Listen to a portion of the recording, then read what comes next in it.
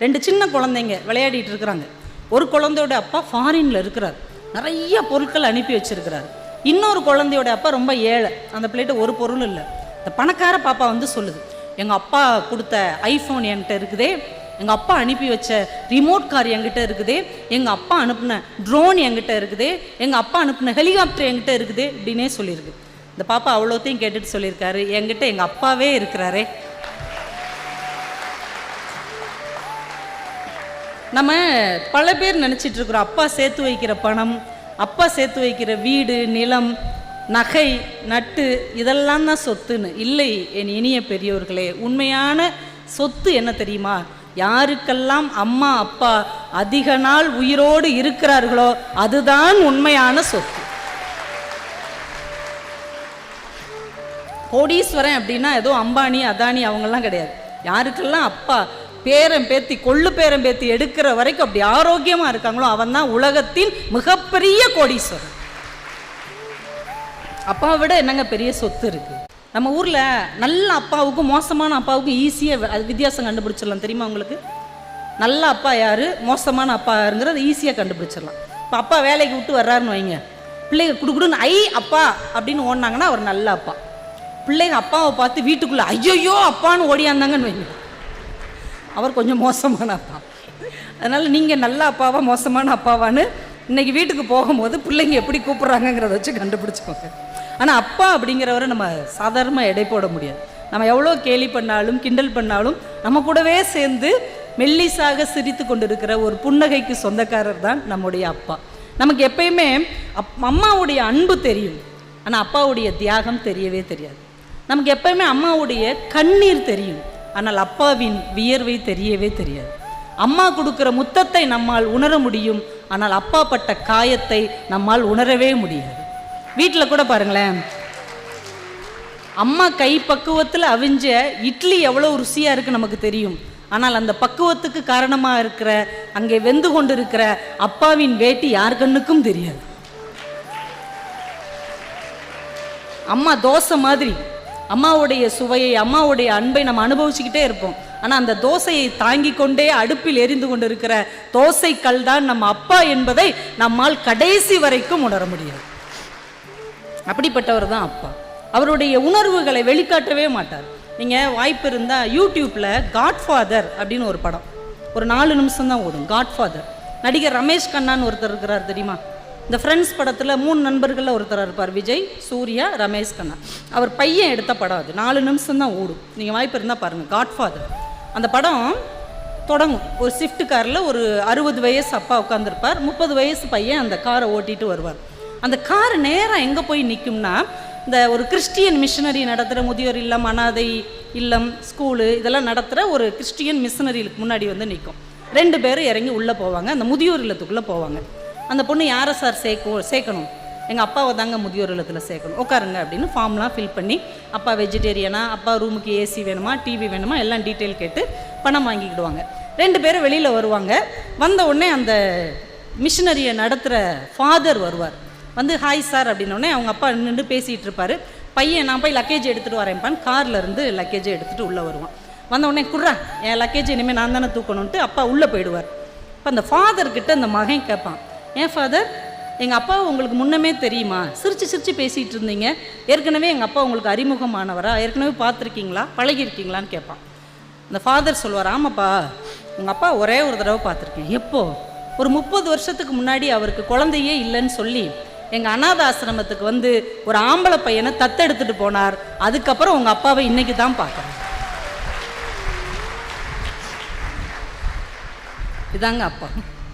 தத்தெடுத்த பிள்ளை அவன் என்பதையே அவனுக்கே தெரியாமல் அத்தனை வருடம் வளர்த்து தன் சொத்துக்களையெல்லாம் ஒப்படைத்திருக்கிறார். ஆனால் அவரையே கொண்டு வந்து எந்த அநாதை இல்லத்திலிருந்து அவன் எடுக்கப்பட்டானோ அங்கேயே அந்த தகப்பனை திரும்ப கொண்டு வந்து சேர்ப்பது தான் பிள்ளைகளுடைய குணம். அதனால தான் பெத்த மனம் பித்து, பிள்ளை மனம் கல்லு என்று நம்முடைய பெரியவர்கள் சொல்லி இருக்கிறார்கள். நான் அப்பாவுடைய பேர் கூட நம்ம மனசுக்குள்ள அப்படி ஒரு ஆழமான இடத்தை பதிவு செய்திருக்கும். நீங்கள் தமிழ் இலக்கியத்தில் ஆசா ஞானசம்பந்தன் அப்படின்னு ஒரு மிகப்பெரிய அறிஞர் இருந்தார். நம்ம சுகி ஐயாவுக்கு நல்லா தெரியும், பெரிய இலக்கியவாதி, கம்பனில் பெரிய பேர் ஆழம் கண்டவர் ஆசா ஞானசம்பந்தன். அவர் ரொம்ப பெரியவருங்கிறதுனால எல்லாரையும் வாடா போடா பேரை சொல்லி தான் உரிமையாக பேசுவார் எல்லாரையுமே. ஆனால் ஏவிஎம் சரவணன் அவர்கள் அவங்க ஆஃபீஸ்க்கு ஒரு தடவை வரும்போது இவர் எந்திரிச்சு நின்று என்னப்பா எப்படி இருக்கீங்க அப்படி இப்படின்னு பேசி அனுப்பியிருக்கிறார். கூட இருந்தவங்களுக்குலாம் ஆச்சரியம், என்னங்க பெரியவங்களெல்லாம் நீங்கள் வாடா போடான்னு பேசுவீங்க, பேரை சொல்லி கூப்பிடுவீங்க, இவர் எவ்வளோ சின்னவர், நீங்கள் வாங்க போங்கன்னு எந்திரிச்சு நின்று பேசுவீங்க. இல்லை இல்லை, அவர் பேர் சரவணன், எங்கள் அப்பா பேர் சரவணன், எங்கள் அப்பா பேர் வச்சிருக்கிற யாராக இருந்தாலும் என் மரியாதைக்கு உரியவர். அதாங்க அப்பா. அப்பா இல்லாட்டி கூட அப்பாவின் பேரில் யார் ஒருவர் இருந்தாலும் கூட நமக்கு ஒரு தைரியத்தையும் மன உறுதியையும் தருவார். அதைத்தான் நான் அந்த ஸ்பீச்சில் நான் பேசியிருந்தேன். அப்பாங்கிற ஸ்பீச்சில் அலெக்சாண்டர், மாவீரன் அலெக்சாண்டர் பாரசீகத்தின் மேலே படையெடுத்து போகிறார். அந்த டேரியஸ் அப்படிங்கிற மன்னன் எல்லாத்தையும் போட்டுட்டு தப்பிச்சு ஓடிடுறான். இவங்க எல்லாரும் அங்கே டேரா போட்டுருக்குறாங்க, என்னைக்காவது அவன் வருவான்ல அவனை வெல்ல வேண்டும் என்று கூண்டோட காத்துட்ருக்குறாங்க. அந்த நேரத்தில் அலெக்சாண்டருக்கு ஒரு பயங்கரமான காய்ச்சல். அவர் கூட போன எந்த வைத்தியராலையும் அது சரி பண்ணவே முடியல. என்னென்னமோ வைத்தியம் பண்ணி பார்க்குறாங்க, சரி பண்ண முடியல. இப்போ அந்த எதிரி நாட்டில் இருக்கிற அரண்மனை வைத்தியர் வர்றார். ஐயா, நான் வேணா உங்கள் நோய்க்கு வைத்தியம் பார்க்கட்டுமா, நீங்கள் நாளுக்கு நாள் ரொம்ப நலிந்து கொண்டே போகிறீர்கள். அப்படியா, உங்கள் பேர் என்ன அப்படின்றார். என் பேர் பிலிப் அப்படின்றார். சரி, ரெடி பண்ணுங்க, மருந்து ரெடி பண்ணுங்க அப்படின்றார். இவர் மருந்து ரெடி பண்ணி ஒரு டம்ளரில் ஊற்றி கொடுக்குறார். இவர் குடிக்க போகிற நேரம் இவர் அமைச்சர்கிட்ட இருந்து ஒரு கடிதம் ஒற்றன் கொண்டு வர்றான் குதிரையில். அரசு, இந்த கடிதத்தை படிங்க அப்படின்னு. அவர் வாங்கி படித்து பார்த்துட்டு அந்த கடிதத்தை அந்த டாக்டர் கையில் கொடுத்துட்டு மருந்தை குடிச்சிட்றார். இந்த டாக்டர் அதை படித்து பார்க்குறார். அதில் அமைச்சர், அலெக்சாண்டருடைய அமைச்சர் எழுதியிருக்கிறார், அரசே, எதிரி நாட்டு வைத்தியனை நம்ப வேண்டாம், அவன் கொடுக்குற மருந்து எதுவாக இருந்தாலும் சாப்பிட வேண்டாம், ஒருவேளை உங்களுக்கு அவன் விஷம் கலந்திருக்க கூடும். உடனே இந்த டாக்டர் சொல்கிறார், ஐயோ நான் உங்களுக்கு விஷம்லாம் கலக்கல, மருந்து தான் மருந்து தான். ஏன் பதட்டப்படுறீங்க, நான் உங்கள் மேலே சந்தேகப்பட்டேனா? கடிதத்தை உங்ககிட்ட கொடுத்துட்டு நான் தான் மருந்தை குடிச்சிட்டேன்ல, நீங்கள் என்னை சந்தேகப்படலை, உங்கள் அமைச்சர் சொல்லி நீங்கள் என்னை சந்தேகப்படலை. இப்போ சிரிச்சுக்கிட்டே சொன்னார். வந்தவுடனே உங்கள் பேர் என்னன்னு கேட்டேன்ல, பிலிப் அப்படின்னு சொன்னீங்க, என்னுடைய அப்பாவின் பெயர் பிலிப், என் தகப்பன் பெயர் வைத்திருக்கிற ஒருவன் கூட எனக்கு துரோகம் செய்ய மாட்டான் என்கின்ற நம்பிக்கை எனக்கு இருக்கிறது அப்படின்னு சொன்னேன். அதுதாங்க அப்பா. நான் இந்த இடத்தில் ஒன்று நான் சொல்ல ஆசைப்படுகிறேன். இந்த அப்பா அப்படின்னு நீங்கள் இன்றைக்கி பேச சொன்னதுக்கும் கடந்த 5 வருடங்களாக உலகமெல்லாம் இருக்கிற எல்லா குடும்பங்களிலும் என்னை அப்பா பிள்ளை கவிதா ஜவஹர் என்று ஏற்றுக்கொள்வதற்கும் ஒரு முக்கியமான காரணம் எங்களுடைய சொல்வேந்தர் ஐயா திரு சுகி சிவம் அவர்கள்தான். ஏன்னா எப்பயுமே பட்டிமன்றங்களில் ஆண்களா பெண்களானா ஆண்களுக்கு ஆண்கள் தான், பெண்களுக்கு பெண்கள் தான் பேச வைப்பாங்க. கணவனா மனைவியானா கணவனுக்கு ஆண்கள் தான் பேசுவாங்க, மனைவிக்கு பெண்கள் தான் பேசுவாங்க. மகனா மகளானா மகனுக்கு ஆண்கள், மகளுக்கு பெண்கள். அதே மாதிரி தான் அன்றைக்கி ஒரு தொலைக்காட்சி பட்டிமன்றத்தில் பிள்ளைகளின் வளர்ச்சிக்கு முக்கியத்துவம் தாயா தந்தையா அப்படின்ற பட்டிமன்றத்தில் வழக்கம் போல் தந்தைக்கு 3 ஆண்கள், தாய்க்கு 3 பெண்கள் தான் தேர்வு செய்யப்பட்டோம். ஆனால் ஒரு 2-3 நாள் முன்னாடி தான் சொல்வேந்தர் அவர்கள் சொன்னார், அது ஏன் அப்பாவுக்கு ஆண்களே பேசணும், அம்மாவுக்கு பெண்களே பேசணும்னு என்ன இருக்குது, அப்பாவை பற்றி மக பேசக்கூடாதா, அம்மாவை பற்றி மகன் பேசக்கூடாதா என்று அந்த அணியில் ஒருவரை இந்த பக்கமும் இந்த அணியில் ஒருவரை அந்த பக்கமும் மாற்றும்போது நான் அப்பா என்கின்ற தலைப்பில் பேசுவதற்கு நியமிக்கப்பட்டேன். அன்றைக்கு எனக்கு கிடைத்த வாய்ப்பு தான் இன்றைக்கு நான் அடைந்திருக்கிற ஒரு உயரத்துக்கு காரணம். அதுக்காக இந்த நேரத்தில் ஐயா அவர்களுக்கு என் மனமார்ந்த நன்றிகளை நான் சொல்லிக்கொள்ள கடமைப்பட்டிருக்கிறேன். ஏன்னா அப்பாக்களுடைய அன்பு அப்படிப்பட்டது. மகாராஷ்டிராவில் ஒரு அப்பா என்ன பண்ணியிருக்காரு, அவர் பையன் 24 வயசில் இறந்து போயிட்டான்.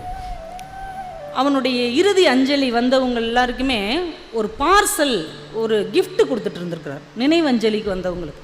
அவரோட நண்பர் போய் கேட்டிருக்காரு, என்னடா உன் பையன் இறந்ததில் உனக்கு எதாவது பித்து பிடிச்சிருச்சா, வந்தவங்களுக்குலாம் கிஃப்ட் பார்சல் கொடுத்துட்ருக்க, இன்னும் இப்படிலாம் மடத்தனமாக பண்ணிகிட்ருக்குற, ஒரு கிஃப்ட்டை பிரித்து பாரு அப்படின்றார். கிஃப்ட்டை பிரித்து பார்த்தா உள்ள ஹெல்மெட் இருந்திருக்கு. அப்பா சொல்லியிருக்காரு, அன்றைக்கி அவசரமாக கிளம்புனான்டா, நான் சொன்னேன், டே ஹெல்மெட்டை போட்டு போடா தம்பி, ஹெல்மெட்டை போடுன்னே, போங்கப்பா அப்படின்னு போனவன் திரும்பி வெறும் பார்சலாக தான்டா வந்தான். என் பிள்ளைக்கு நேர்ந்த நிலைமை இன்னொரு பிள்ளைக்கு நேரக்கூடாது, எனக்கு ஏற்பட்ட துயரம் இன்னொரு தந்தைக்கு ஏற்படக்கூடாதுன்னா இங்கே வந்த எல்லாருக்கும் நான் ஹெல்மெட்டு ஃப்ரீயாக கொடுத்துட்ருக்குறேன் அப்படின்னு. ஒரு தகப்பனுடைய உள்ளார்ந்த அன்பு என்பது அவ்வளவு சீக்கிரத்தில் வெளியே சொல்லக்கூடியதே கிடையவே கிடையாது. அவ்வளவு ஆச்சரியமானது. எழுத்தாளர் சுஜாதா அவருடைய கட்டுரை ஒன்றில் எழுதியிருந்தார். இப்போ 1997 ஒரு கட்டுரையில் ஒன்று எழுதுறார். சுஜாதா அவர்களுடைய, அவர் தெரியுமில்ல எழுத்தாளர் சுஜாதா, அவருடைய 2வது மகன் ஒரு ஜப்பான் பொண்ணை கல்யாணம் பண்ணிக்கிட்டார். அதை இவங்க குடும்பம் ரொம்ப பெருந்தன்மையாக ஏற்றுக்கிடுது. இதை கேள்விப்பட்டு ஒரு ஜப்பானை சேர்ந்த ஒரு இளைஞன் சுஜாதாவுக்கு ஃபோன் பண்ணுறார். சுத்தமான தமிழில் பேசுகிறார். ஜப்பான்கார இளைஞன், இன்னும் இவ்வளோ நல்லா தமிழ் பேசுகிறீங்க அப்படின்னு. இல்லை, நான் தஞ்சை தமிழ் யூனிவர்சிட்டியில் தமிழ் ஆராய்ச்சி படிப்பு படிக்கிறேன், ரொம்ப 5 வருஷமாக படிக்கிறதுனால எனக்கு தமிழ் நல்லா வரும். நீங்கள் உங்கள் மகன் ஒரு ஜப்பான் பொண்ணை கல்யாணம் பண்ணதை ஏற்றுக்கிட்டீங்கல்ல? ஆமாம், ஏற்றுக்கிட்டேன். அதே மாதிரி தான் தஞ்சாவூரில் நான் ஒரு வீட்டில் பேயிங் கெஸ்ட்டாக இருந்தேன். அந்த வீட்டு ஓனருடைய மகளை நான் காதலிக்குவேன். அந்த பொண்ணு என்னை காதலிக்குது. அவங்க ரொம்ப தமிழ் குடும்பம், ரொம்ப ஜாதி பற்றெல்லாம் உள்ள குடும்பம். எப்படியாவது நீங்கள் பேசி எனக்கு அந்த பொண்ணை கல்யாணம் முடிச்சு வைக்க முடியுமா அப்படின்னு இருக்கார். சுஜாதாவுக்கு பக்குன்னு ஆயிடுச்சு. எங்க உங்கள் ஊர் மாதிரிலாம் எங்கள் ஊர் கிடையாது. ஏதோ நாங்கள் கொஞ்சம் எழுத்து படிப்புன்னு இருக்கிறதுனால கொஞ்சம் விசாலமான சிந்தனையினால நாங்கள் ஏற்றுக்கிட்டோம். ஆனால் பொம்பளை பிள்ளையை அவ்வளோ சீக்கிரமாக எங்கள் ஆட்கள் தரமாட்டாங்க, ரொம்ப கஷ்டம், நீங்கள் எண்ணத்தை விட்டுருங்க, நீங்கள் பாட்டுக்கு அந்த பிள்ளையை கூட்டிகிட்டு போயிடாதீங்க, பெரிய கலவரமாயிரும். எப்போ 97 ரொம்ப கலவரமாயிடும், நீங்கள் அந்த எண்ணத்தையே விட்டுருங்க அப்படின்ட்டாராம். ஆனால் அதுக்கப்புறம் பொண்ணு மாப்பிள்ளையுமா இவங்க வீட்டில் கல்யாணமாகி வந்து காலில் விழுந்து ஆசீர்வாதம் வாங்கியிருக்காங்க. இது எப்படி சாத்தியமாச்சுன்னு இவர் கேட்டிருக்கார். அந்த பையன் சொல்லியிருக்கார், ஜப்பான்லேருந்து எங்கள் அப்பாவை தஞ்சாவூருக்கு கூட்டு வந்தேன், அந்த பொண்ணு வீட்டுக்கு கூட்டு போய் நடுக்கூடத்தில் உட்கார வச்சேன், என்னுடைய காதலை அவங்கள்ட்ட நான் தமிழில் சொன்னேன். எங்கள் அப்பாவுக்கு தமிழ் தெரியாது, அவங்களுக்கு ஜப்பான் மொழி தெரியாது. ஆனால் நான் சொல்லுற ஒவ்வொரு வார்த்தைக்கு பின்னாலும் எங்கள் அப்பா yes please, yes please, yes please என்று அந்த பொண்ணுடைய தகப்பானரை பார்த்து கேட்டுக்கொண்டே இருந்தார். இவ்வளோ பெரிய மனிதர் தன் மகன் சொன்ன ஒற்றை வார்த்தைக்காக ஜப்பான்ல இருந்து தஞ்சாவூருக்கு வந்திருக்கிறாரே, இவருக்காகவாவது நம் மகளை இவங்க குடும்பத்து மருமகளாக அனுப்ப வேண்டும் என்று அவங்க மகளை கொடுத்தாங்க அப்படிங்கிறார். சுஜாதா ரொம்ப ஆச்சரியப்பட்டார். என்ன ஒரு தகப்பனி, உன்னதமான தகப்பன்னா நான் இவரைத்தான் சொல்லுவேன்.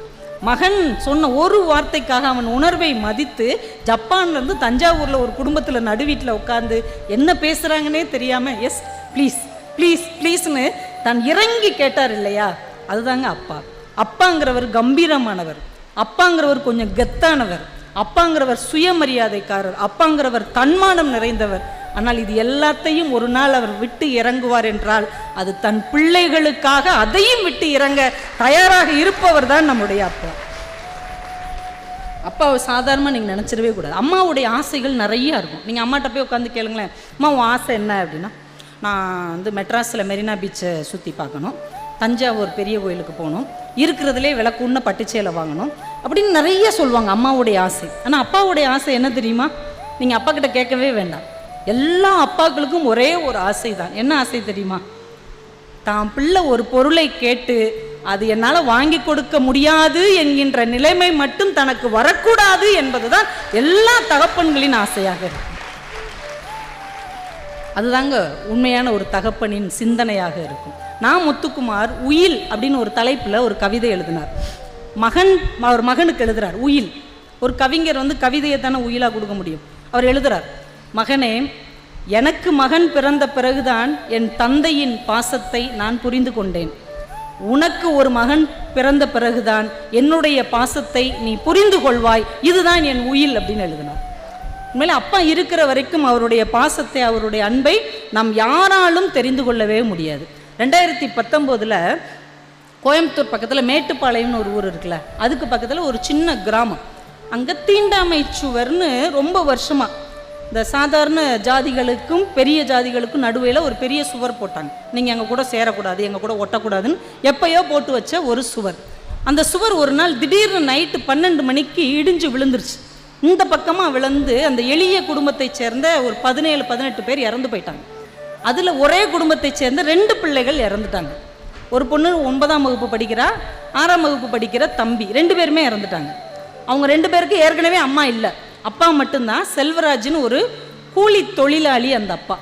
அவர் விஷயம் கேள்விப்பட்டு காலையில் பதறி அடித்து ஓடி வர்றார். இருந்த 2 பிள்ளைங்களும் இறந்து போயிடுச்சு. தர்மாஸ்பத்திரிக்கு போங்க அப்படின்னு அனுப்பி விட்றாங்க. போனால் அந்த ஊரே அந்த இதெல்லாம் நிற்கிறாங்க, எல்லாம் அவங்கவுங்க சொந்த பந்தங்களை இழந்துட்டு.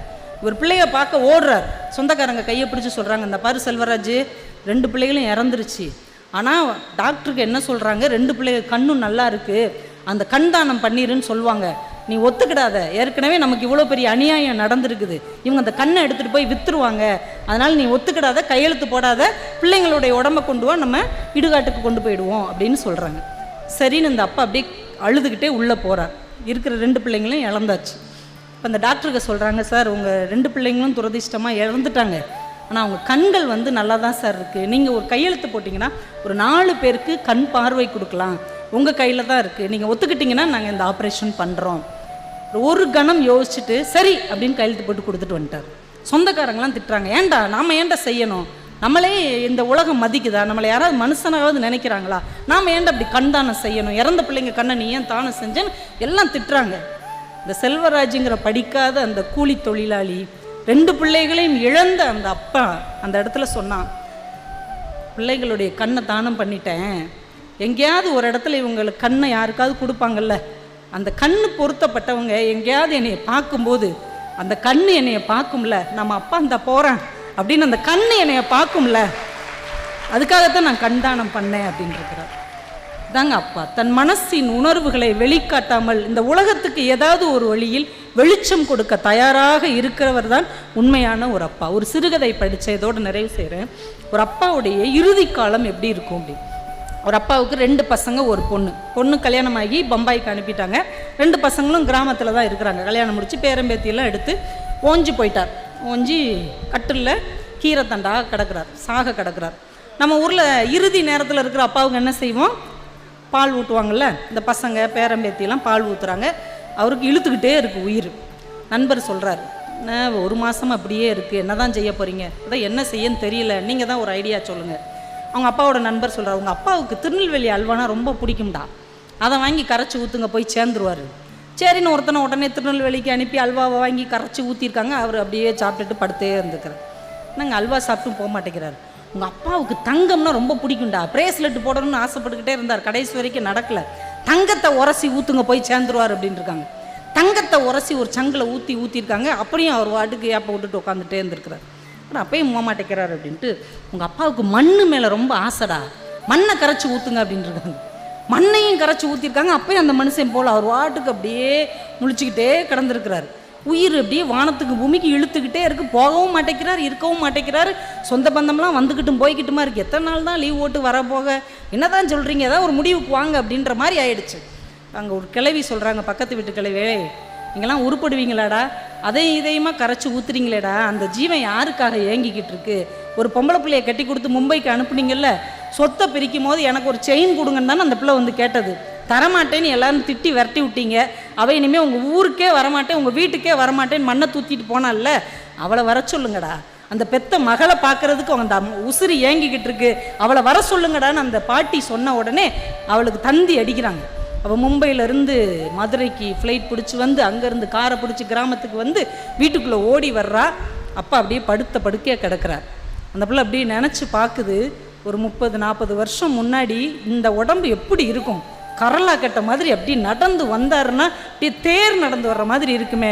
அப்பா கையை பிடிச்சிட்டு நம்ம தொங்குவோமே, அப்படியே சுற்றி சுற்றி உட்காரும் போது தூக்கி கொஞ்சுவாரே அப்படின்னு அந்த பிள்ளையுடைய நினைவுகள் எல்லாம் அப்பாவின் பழைய காலத்தை நினைத்து கொண்டே இருக்கிறது.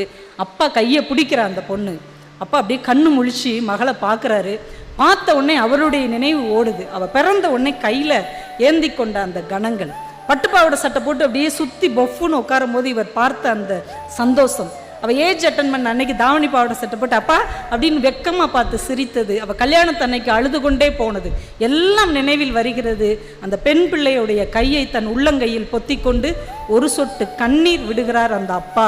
அடுத்த கணம் அவளுடைய உயிர் ஆன்மாவிலிருந்து பிரிந்து விண்ணை நோக்கி போகும். இப்படி ஒரு கதை நான் படித்தேன்.